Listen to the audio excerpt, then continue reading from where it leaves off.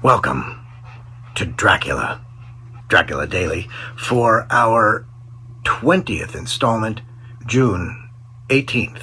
And I have to think that Bram Stoker had a mapped out calendar of events as he was writing, because we're once again reading an entry that comes in a different order than in the actual text of the book. The text of the book, what we're reading now, comes much after what we're reading about with Jonathan, but it lines up perfectly because yesterday we saw an escalation at Castle Dracula, wherein the giant wooden boxes appeared, coffin-shaped perhaps. And today we're seeing an escalation from Jonathan's proxy in England, Renfield. Of course, the medical establishment of the day is much more interested in gawking at Renfield. This is from the same era where people paid to go to insane asylums as a form of entertainment to watch the lunatics rave. But Renfield knows more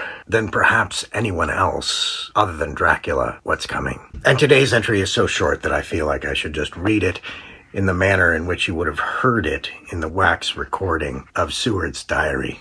He has turned his mind now to spiders, and has got several very big fellows in a box. He keeps feeding them with his flies, and the number of the latter is becoming sensibly diminished, although he has used half his food in attracting more flies from outside to his room.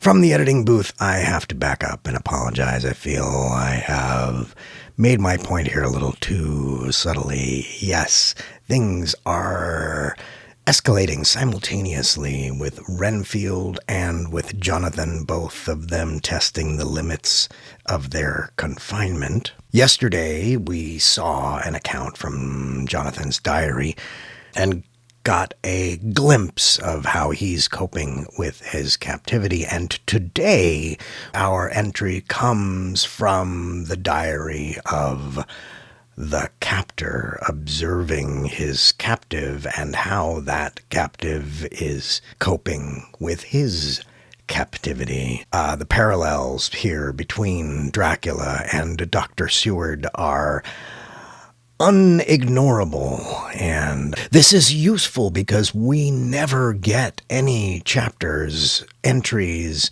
anything more than a single written line in a letter that comes from the perspective of Dracula. What is Dracula doing while Jonathan is trying to survive Castle Dracula, other than cooking Jonathan's meals for him? Well, now we see what the captor might be doing, observing, goading, giving him little freedoms along the way as an experiment to see how he will react. And it can be said that Dracula is indeed treating his captive more humanely than Dr. Seward, because God forbid you allow him to have something other than his own food to attract the flies. I mean, if you're going to study the man, feed him